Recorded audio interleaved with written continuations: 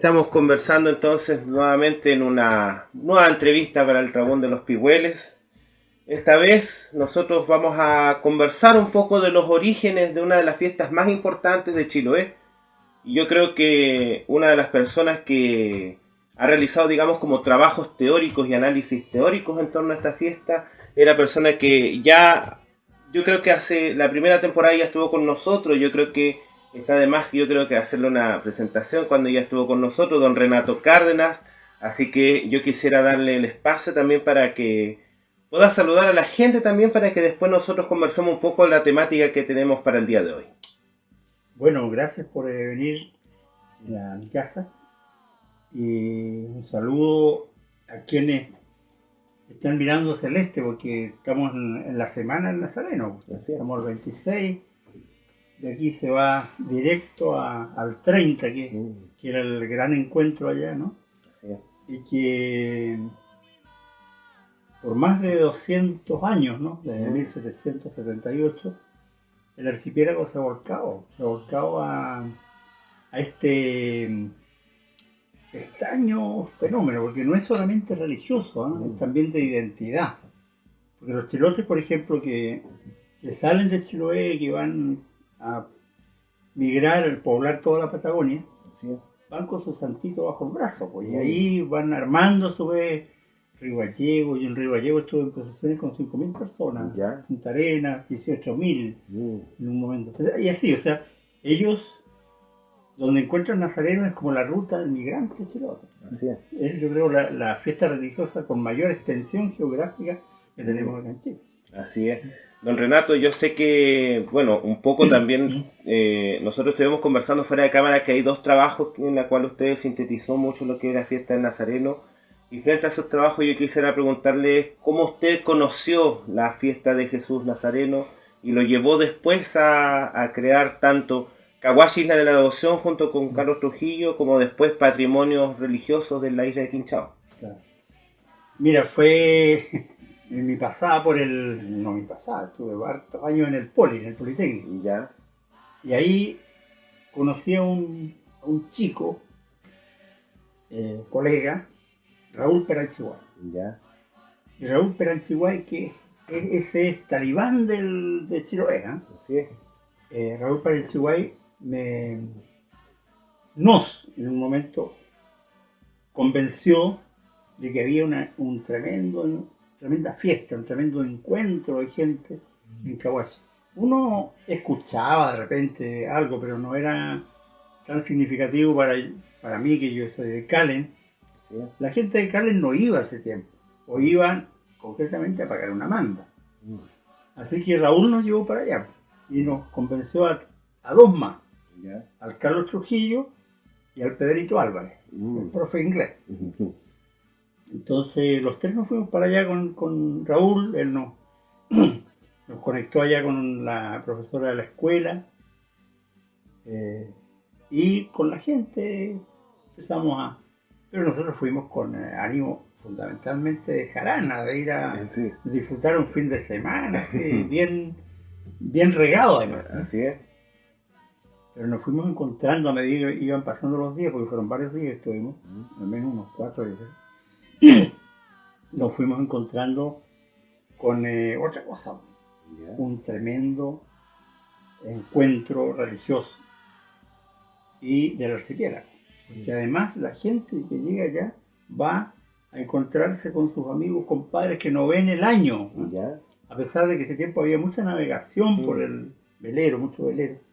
A pesar de eso, el lugar de encuentro era Caguachi. Y la devoción fue la otra cosa que nos sorprendió. Nosotros no éramos tan devotos de ese tiempo ya, ¿no? Ya. Pero nos sorprendió el aspecto humano de la devoción, de cómo, y en ese tiempo hacíamos poesía, nosotros con Carlos, teníamos el taller Aume. Sí. Entonces, esto era como un sentimiento muy parecido al que tú generas cuando haces poesía, cuando estás creando, ¿no? Sí. El creer y el crear están muy cercanos. Entonces nos fuimos entusiasmando de repente encontramos rituales medievales. El juego de bandera era un ritual absolutamente medieval. Sí. ¿Te acuerdas de esas lanzas largas con un pañuelito en la punta? Así es. Bueno, aquí eran lanzas cortas o espadas cortas, que era la banderola, donde los patronos hacían el juego de banderas, ¿no? Y este encuentro entre patronos en el centro de la explanada, frente a la iglesia. Entonces, todas esas cosas, la música de los pasacalles, se nos fue metiendo en la cabeza, y ya no lo pudimos sacar más. Hasta que los años siguientes, ideamos hacer un libro con Carlos. La Isla de la Devoción quedó además como título de la fiesta. Hoy se habla de la Isla de la Devoción. Don Renato, bueno, un poco también dentro de este libro ya vamos a entrar ahora un poco a sintetizar un poco los contenidos de estos trabajos que usted ha hecho en torno a la fiesta del Nazareno. Yo quisiera que usted me pudiera comentar en sus propias palabras un poco los orígenes de esta fiesta, porque nosotros hemos visto de que hay como una mezcla entre lo histórico y lo legendario, lo mítico, podríamos decirlo, frente a los orígenes de esta fiesta. Claro, la historia tiene distintas fuentes. Sí.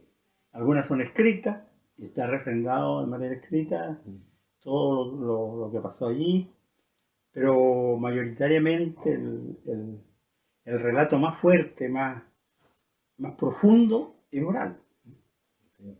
Y desgraciadamente hay un tercer relato que apareció después de los 80, que es el relato de la iglesia, o de los sacerdotes más bien. Es un relato para justificar cosas que son absolutamente justificadas, como que el Nazareno lo pusieron ahí para evitar las guerras que había entre los pueblos, ahí, siendo que no había ningún conflicto entre las islas, ¿no?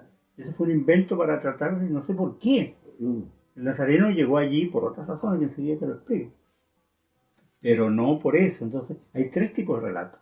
Está el histórico, el oral de la gente, que es maravilloso. Hay relatos maravillosos desde milagros del Nazareno cuando andaba por las islas caminando, midiendo las intenciones de la gente, hasta el relato de la gente creyente, ¿no es cierto?, en sus milagros.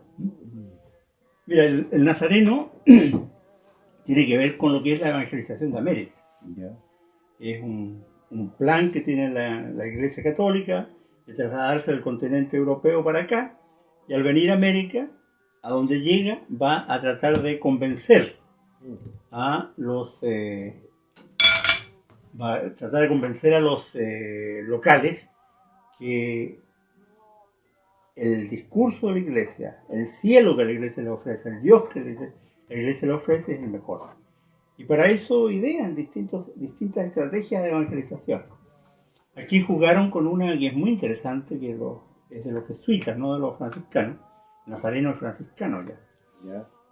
Pero los jesuitas dejaron el campo absolutamente sembrado acá. Y ellos, a través del sistema de misiones circulares que recorrían las islas, fueron evangelizando a la gente, haciéndoles entender el concepto de este nuevo Dios. Pero la gente a su vez no soltó completamente el Dios de los mapuches, no el Dios, sino que el concepto religioso que el mapuche tiene, con el bueno mapu, con el cielo, con la naturaleza como un componente importante. Y fundió las dos cosas. Y de ahí sale aquí en Chiloé una religiosidad tremendamente de carácter local, con color local. Entonces, cuando llegan los franciscanos, luego de la expulsión de los jesuitas, a los jesuitas los echan porque eran demasiado radicales en el trato con los indígenas. Ellos aprendieron su lengua, no quisieron que los indígenas hablaran el castellano, sino que ellos aprendieron, no sé, por el beliche, que era la lengua mapuche de acá, o el chono, que era la lengua de los indios canoeros de más al sur, de tal manera que se adaptaron y tuvieron un trato de defensa del indígena, también ese es otro, y un trato de defensa, pero dentro del contexto de que lo iban a evangelizar, que estaban con ellos. Y cuando son expulsados en 1767 son expulsados de acá, y llegan los franciscanos de la zona de Ocopa del Perú, es lo que vienen a quedarse definitivamente. Hay otro grupo que entre medio se viene desde Chillán para cubrir las vacas dejadas por los jesuitas, por los hermanos de la compañía, las vacantes. Entonces, pero el que viene y se instala acá es el que viene de Ocopa, del Perú, de un colegio que tenían ellos allá, formador de franciscanos, y que estaban misionando a América. Y se instala acá la misión que a la década siguiente va a ser la misión más importante de América que tienen los franciscanos, por la cantidad de gente que estaban evangelizando. Entonces, este grupo llega, se instala en Tenahún, en todos lugares, pero uno se instala en Tenahún, Fray Hilario Martínez, que a su vez era capellán del ejército español, y este hombre está unos años en Tenahún, pero se enemista con la comunidad, porque él tenía una niñita, dicen que era una sobrina, y un día amanece muerta. Y él se quiere ir, se quiere volver ya había cumplido 10 años ya, porque estaba apelando a una norma que tenían ellos, los misioneros, de que a los 10 años podían volver a su país. Y se encuentra con un hombre que venía a moler harina a la costa. En las islas no hay grandes afluentes de agua, entonces venían a la costa, toda esta costa, desde Quinchao hasta Tenahún y siguen para arriba. Hay buenos saltos de agua, caídas de agua, entonces hacían molinos. Y el señor, también Peranchihuay, pero también de la isla de Teuquelín son los Peranchihuay, igual que Raúl Peranchihuay, son de Teuquelín.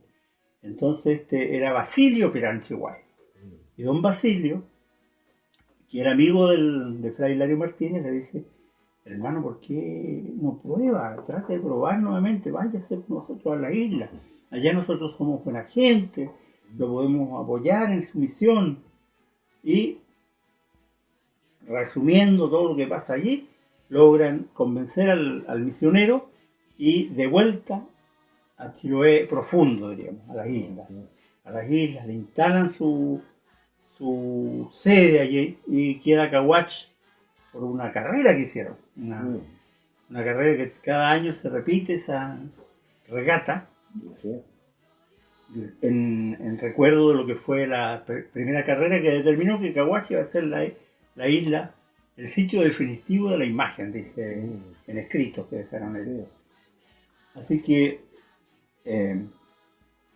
el Fray Hilario Martínez se instala en Caguach con el auxilio de todas las islas. Hay un listado que es interminable de cosas, de objetos, de comida, de animales que le entregaron a este misionero para que Nazareno estuviera allí.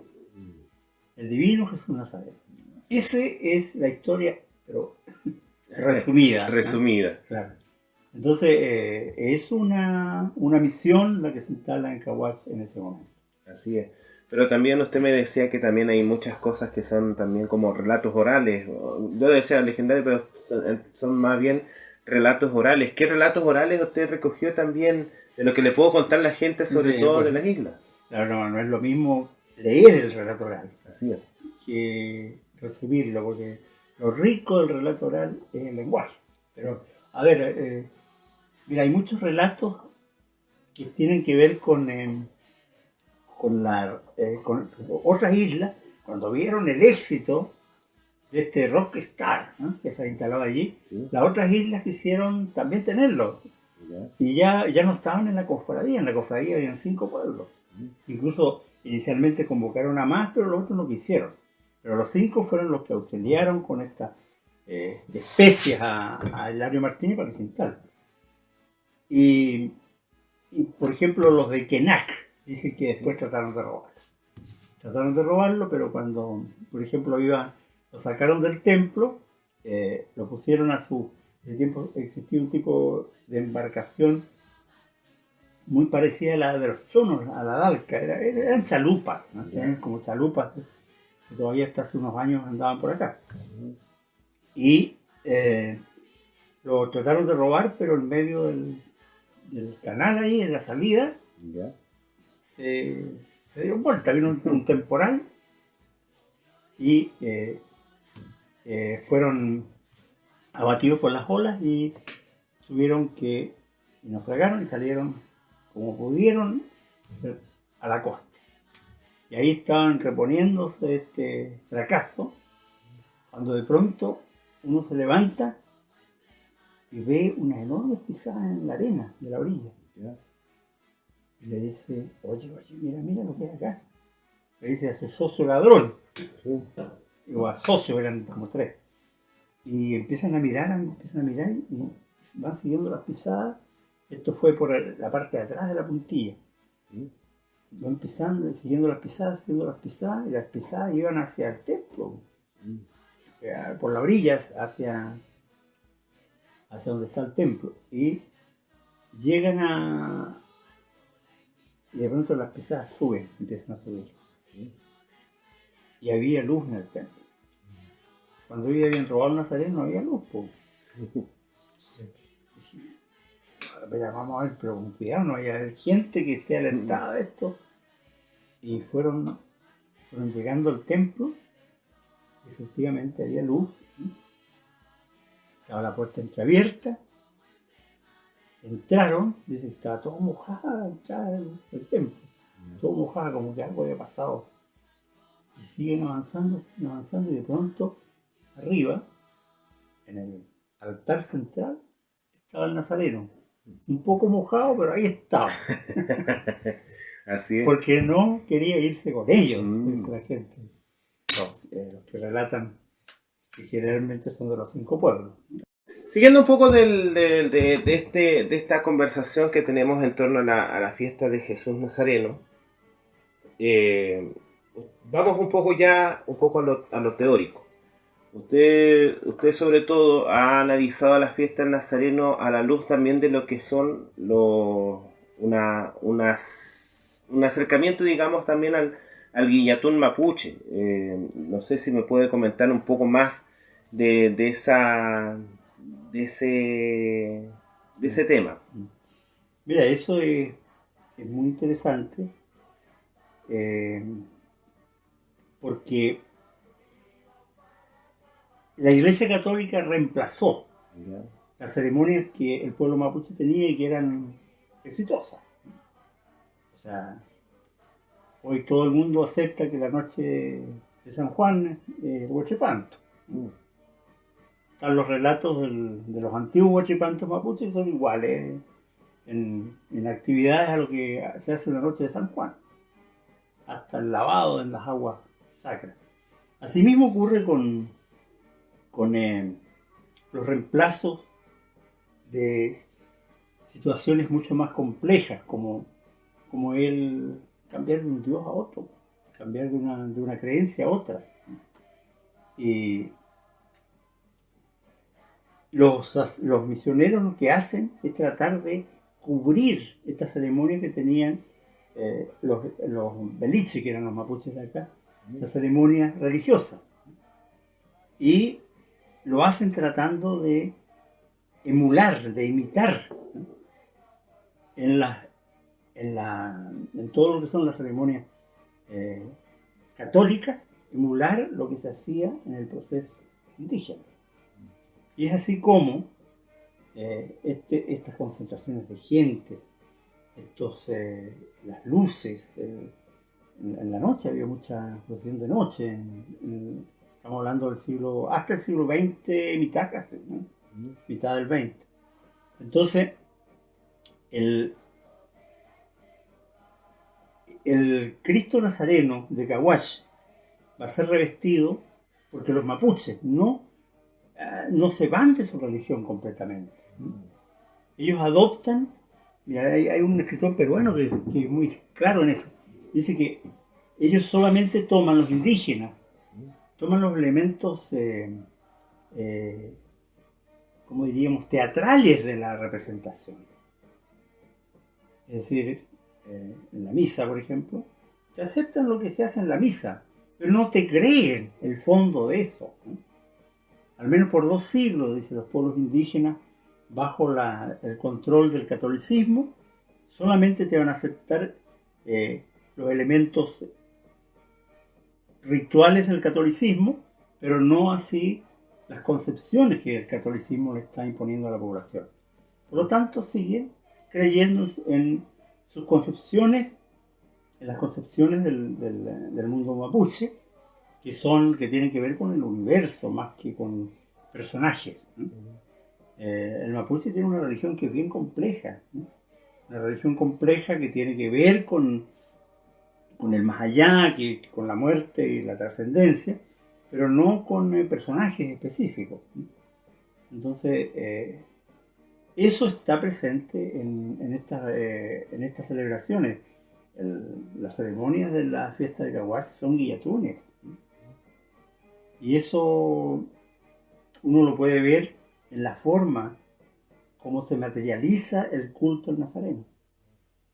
Eso de estar presente, de tocar, de la música, las procesiones especialmente. Las procesiones son tremendamente complejas en términos de devoción, una devoción muy material, muy de arraigo. La gente que cree en el Nazareno Caguache está en vida con el Nazareno Caguache. El Nazareno está vivo. ¿Y cuál es el sentido también? Porque sabemos que para la religión hay un sentido en torno a la manda y al pedido y al significado de la imagen de Nazareno. Pero quizás para la antropología o para la sociología o para el análisis que se hace un poco más teórico de Chiloé, ¿cuál es el sentido que se le da a la manda, al pedir, al llegar a los pies del Nazareno? Bueno, es lo mismo mapuche. El mapuche tiene protectores. Los bien son los protectores. Y sus antepasados son los protectores también. Cuando tú tienes un muerto en familia, ese muerto tiene que hacer una serie de ritos para que el muerto se transforme en antepasado. Que no es lo mismo. El muerto es un cadáver. El antepasado es un espíritu. Entonces ese espíritu se va. En el caso de acá, se va a los educados, lo tienen claro, eso lo tenían claro, ¿tú crees? Se van a Pirulil, ¿no? A llamar ahí al balsero, el muerto, el espíritu del muerto, y el balsero Tempilcahue lo lleva del océano para adentro. Entonces, en el caso general, ¿no es cierto?, el mapuche hace rogativas, ruega. El guillatún es una rogativa. La fiesta del Nazareno es una rogativa. Se ruega por cosas concretas y se da gracias, además, pero muy material la gracia, muy real. En un cartel que hay ahí en Caguas dice: gracias, Divino Jesús Nazareno, por el favor concedido. Es de Argentina, no me acuerdo, de un chilote allá. Y abajo, entre paréntesis, una placa de bronce, entre paréntesis dice: perdona la demora. Que para una persona no creyente puede ser un chiste, ¿eh? Pero para un creyente es el tema del tiempo, o sea, hasta el tiempo está presente en esta relación. Entonces, cuando piden al Nazareno, le están pidiendo lo mismo como lo hicieron, de igual manera como lo hicieron sus ancestros, ¿no? Pidiéndole por favores vinculados con la alimentación, con la siembra, ¿no? Con situaciones familiares de enfermedad, fundamentalmente. No se pide así al lote, ¿no? Sino que son cosas concretas, básicamente. Concretas y de gran trascendencia para la familia o para el grupo humano, ¿no? Sí. Yo creo que, por ejemplo, yo pienso también de que esa misma demora, o ese mismo cartel de perdón por la demora, yo creo que igual pudo haberlo tenido alguna persona mapuche, por ejemplo, que se haya demorado en participar en un guillatún, por ejemplo. Sí. Así es. Te voy a dar otro ejemplo. ¿Ya? No de Caguache, pero íbamos a Caguache y no pudimos pasar. Con don Humberto Paredes de Jingo, fiscal. Y yo le pregunto a don Humberto: aquí vamos a Curaco del Lindín, que hasta donde podíamos llegar. Bueno, me dice, yo como fiscal voy a a orar por mi comunidad, para que ande bien este año, por mi familia como persona, para que no tengamos enfermedades y no nos falte nada. Y con una sonrisa media picaresca como tiene don Humberto ese, pero yo también me voy a tomar unos copetitos, a bailar unas cumbias, porque el no hacerlo sería ofender al Señor. Esto está la vida de por medio. Y ese además es la teología de la liberación. Que también todo lo que, porque al final, como nosotros conversamos la vez anterior también con los José Calle, cuando estaba también mi compañera Alejandra acá presente, también es una fiesta grande, un domingo grande, en donde no tan solo se va a lo religioso, sino también se va más allá de lo religioso. Es que lo religioso es todo eso. Sí. Lo religioso significa disfrutar también del universo, el concepto del universo, y no de un castigo que está allá. La religión mapuche no tiene un dios, tiene un universo de referente. Ese es su envase en el cual está. Y por lo tanto, hay que vivir ese universo. Yo creo que por eso también, y esto también es como voy a cometer una infidencia también, yo creo que por eso que uno cuando habla también del universo católico chilote, no habla tan solo de Nazareno, sino que también habla de todas las imágenes que presenten, y por eso que también yo creo que usted dice también de que es un guilletón, porque no es tan solo el Nazareno, sino que se presenta ese universo que son todas las imágenes de las 5 islas. Y de otras que viven más. Así es. Don Renato, nosotros sabemos también de que en los últimos tiempos, en los últimos años, quizás más o menos desde la década de los 80 y quizás menos, hay una masividad de fiestas de Jesús Nazareno en distintas partes. La primera pregunta que le voy a hacer un poco es, ¿qué es lo que ha encontrado usted de algunos antecedentes o detalles de estas fiestas del Nazareno, para que después yo le dé el pie forzado para la otra pregunta que le quiero hacer? Bueno, yo de alguna manera lo esbocé ya eso, pero voy a ser mucho más contundente, más directo. El Nazareno está donde hay chilote. Es la ruta de la migración, que genera toda una peregrinación a su vez. Sí. En verano los de la Patagonia vienen para acá, porque es ese encuentro, como los árabes, ¿no? Una vez al año, una vez en la vida al menos, ir a la Meca, a encontrarse ahí con el lugar sagrado, ¿no? Eso mismo hacen los chilotes. Una vez al año tratan de venir al lugar sagrado. El Nazareno no es solamente la imagen religiosa católica, sino que el Nazareno es eso, pues, es su universo, es Chiloé. Sí. Entonces, ellos han vestido con identidad. Ahora, ¿cuándo se empieza a ser más patente? Tiene que ver con la difusión que tiene el Nazareno. El año 1778 es cuando llega el Nazareno a Cahuachi, y 1978 es cuando se celebra el Bicentenario. Y ese Bicentenario teníamos ahí un grupo de sacerdotes bien alegres, bien de estos que les gusta que la fiesta exista. ¿Sí? Vicente Ferrando, por ejemplo, españoles. Y ellos nos pidieron a muchos de nosotros, que ya andábamos muy entusiasmados con Nazareno. Ese año publicamos el libro de Cahuachi, Isla de la Devoción. Que lo ayudáramos a programar este bicentenario. Lo hicimos, le ayudamos, y una de las cosas en las que le ayudamos fue en la difusión. Hicimos películas en el sur del mundo en esos años, ¿no? 3 fiestas religiosas en Chile se llaman. Después vienen por todo el país. Bueno, hay varias películas que se difunden a nivel no solamente nacional. Y eso empezó a generar esta suerte de lo que aparece en la tele es bueno, ¿no? Así es. Entonces, para muchos chilotes que estaban escondidos allá en la Patagonia, salen y dicen, pero si el nazareno es nuestro, ¿no? Y empiezan primero a celebrarlo localmente, a armar sus cofradías. Y eso pasa en todos los pueblos. Yo he estado en varios, en Comodoro Rivadavia, en Natales, ahí al otro lado de Natales, en Río Turbio, Punta Arenas, todo lo que Tierra del Fuego, hay varios puntos allí.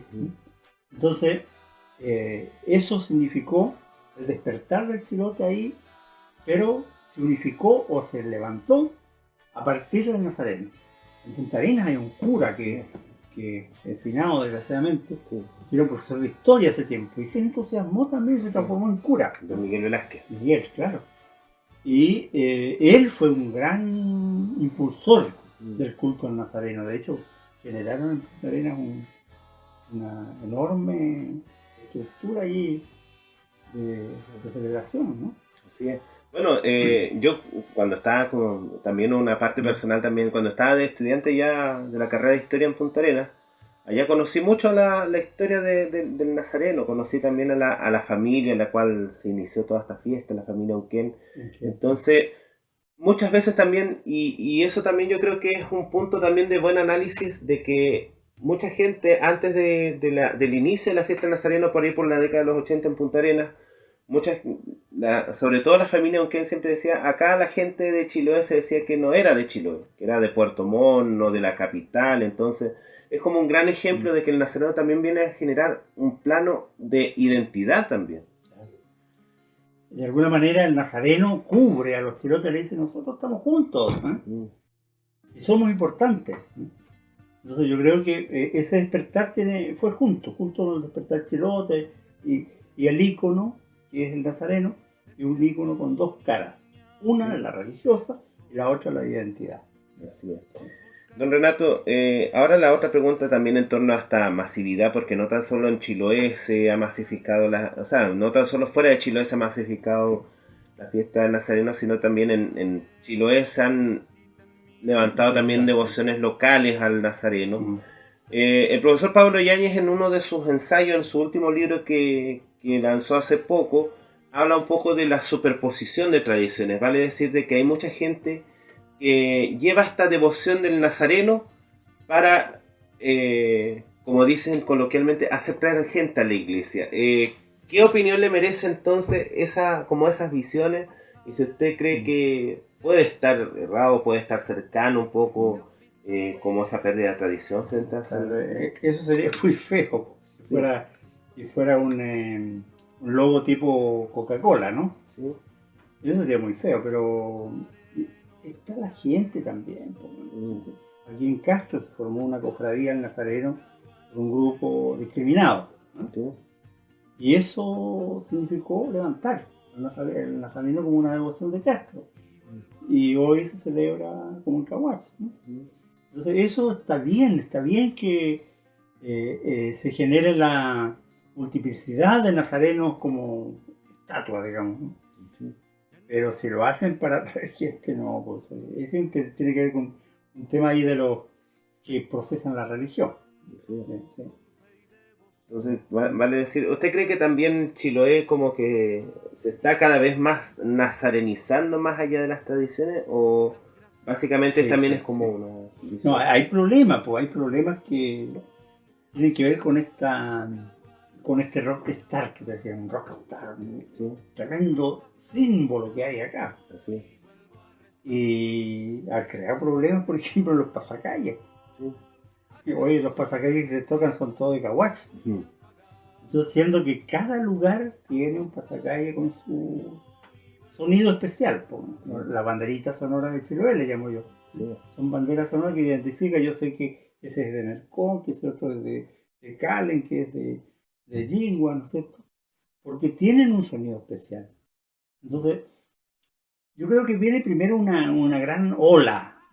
Y esa ola llega a un momento en que tiene que empezarse a decantar y a suavizar y a evitar que se sigan cometiendo errores, ¿no? Así.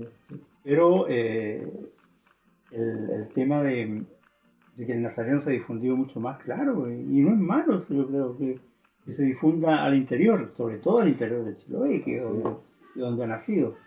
Pero el nazareno siempre se va a llamar nazareno de Caguach, porque es la figura que se ha difundido. Así es. Don Renato, ya yéndonos ya a la parte final de esta gran entrevista en torno a hablar un poco de los orígenes, del desarrollo también de la fiesta de Jesús Nazareno, y que yo sé que hay mucha gente que lo quisiera también, no tan solo conocer a través de la entrevista, es preguntarle también si hay personas que quisieran entrar sobre todo a investigar o publicar bibliográficamente en torno a la fiesta del Nazareno. ¿Qué libros o qué textos podría partir una persona que quiera conocer un poco esta fiesta de Jesús Nazareno? Bueno, en realidad lo único que se ha publicado formalmente es lo nuestro. Pero pucha que falta, y nosotros no lo podemos hacer todo. Sí. Entonces ahí yo desafío sobre todo a la juventud. Porque nosotros éramos jovencitos todavía cuando empezamos con este impulso. Entonces falta mucho investigar en terrenos y no ir el día de la fiesta, sino que durante el año investigar desde las comidas hasta la música, pero y profundizarla. Nosotros dimos un primer plano de conocimiento, que es el que tú a primera vista te vas a encontrar allá, pero hay que ir trabajando más, vincular, por ejemplo, la relación de las distintas fiestas religiosas de Chiloé. Sí. ¿Qué tienen en común? ¿Qué elementos podríamos rescatar como propios de acá? Con la de Calbuco, por ejemplo, que es otro centro de tremenda difusión. Entonces, hay mucho que hacer acá y de lo que hay que hacer tiene que ver más con investigación que con montaje escénico. Que de repente lo más fácil es ir y armar escribir nomás, miro por la ventana y escribo. Hay que investigar, hay mucho que investigar y van apareciendo cada cosa. Hace poquito, meses, ¿no? Me escribe un chico que, igual que el caso tuyo, vino para acá y a preguntarme acerca de distintos temas, supongo, no me acuerdo, yo ni siquiera lo recuerdo a él, pero uno de ellos era la Saloma. Me dice, estoy en el Mediterráneo, eso fue hace años que estuve con usted, y aquí me he encontrado con que la Saloma también existe, o existió, pero era en el Mediterráneo una vez al año, hacía su entrada, los atunes hacían su entrada, los grandes cardúmenes de atunes de los mares afuera, entraban por el Gibraltar, ¿no es cierto?, por ese estrecho de Gibraltar, y los pescadores del Mediterráneo los esperaban afuera, y venían de toda la costa mediterránea. Entonces estos pescadores iban por un canto ritual. Era como para pedirle permiso al atún para que sea pescado, y a su vez el rito religioso que se daba. Y ese canto, me decía, de los pescadores de atún se llamaba Saloma. Que era originaria de la parte de Saloma. Entonces, ves tú, nosotros estamos aquí en un archipiélago que nos cayó distintos elementos de fuera, se mezclaron con los que habían acá, y eso es lo que hay que sacar y enseñarlo en los colegios. Así es. Chilo es un libro abierto, diría yo. Sí, pero todavía está encerrado. Entonces, hay que sacarlo, y cuidado. Y ese libro abierto está pasando algo parecido a este libro de acá. A ver, bueno. Está pareciendo a este libro, ¿eh? Ya. Está envejeciendo antes de ser leído. Sí. ¿Eh? Es un libro que no encuentro en la basura. Entonces, eso puede pasar. Entonces, por eso es importante que tengamos esas investigaciones antes que se vayan todo lo que te pueden entregar. Información. Los viejos se están yendo. Nos estamos yendo. Sí. Entonces, el viejo de campo tiene una sabiduría tremenda. El otro día fui a que templaran un hacha y estaba medio así, nunca... Me dice, ya no, yo te lo emparejo y después lo clavo en un canero, me dice, ahí se va a templar. Esos pequeños conocimientos, pero era como la gente se manejaba antes. Así es. Así es. Don Renato, ya antes de terminar entonces esta entrevista, bueno, usted ya dio algunos esbozos y yo le voy a dar también el espacio para algún saludo, sobre todo a la gente que va a estar viendo esta entrevista y que va a estar ávida de conocer más en torno a su trabajo. Mira, yo quiero aprovechar este espacio para hacer un saludo a una persona que nos abrió la puerta también de Cahuacha esos años, que era la directora de la escuela, doña Norma Vidal. Doña Norma ya no está con nosotros. Está su esposo, que vive en Puerto Montt, su hija, nietos. Pero ellos que reciban este saludo, no solamente mío, yo lo hago a través mío, porque yo sé que hay mucha gente que fue hospedada, que fue alimentada, que nos pasaba a la escuela la señora Norma, para que nos quedáramos allí. Entonces, hay gente que hace posible las cosas. Y a ellos, hacia ellos estoy muy agradecido. A mí nunca nadie me ha negado una entrevista, por ejemplo. Por eso yo nunca me voy a negar una entrevista. Y esa gente es la que hace que el conocimiento se traspase. Vaya y siga. Y no sea igual, si no tenemos por qué reproducir las cosas como nos llegan. Pero sí tenemos la obligación de conocer ese sustrato inicial y de allí partir, de ahí hacerlo pedazos. Tradición y creación, esos son yo creo, las claves para nuestro futuro. Así es. Don Renato, muchas gracias por abrirnos las puertas de su casa, y usted sabe, las puertas del Trabún de los Pigüeles está abiertas a cualquier otro tipo de conversación, y bueno, agradecerle también su presencia aquí en este programa. Gracias a usted. Aquí estamos, Jesús Nazaret.